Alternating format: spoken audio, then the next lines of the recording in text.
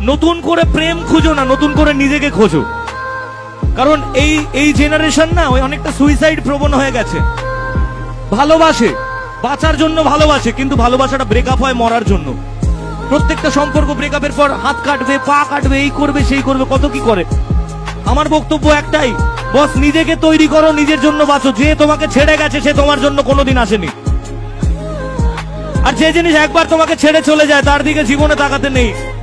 কারণ কথায় আছে, যেদিন তুমি হেসেছিলে সেদিন আমি কেঁদেছিলাম, যেদিন তুমি হেসেছিলে সেদিন তোমার জন্য আমি কেঁদেছিলাম।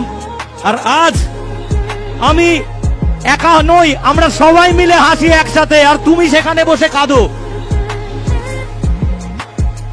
তাই একটাই কথা বলবো, নিজেকে তৈরি করো আগে। কারণ এই জীবন আমাদের বাবা মায়ের দেওয়া আর ঈশ্বরের দেওয়া, তার দেওয়া নয় যে তোমায় মাঝপথে ছেড়ে চলে গেছে।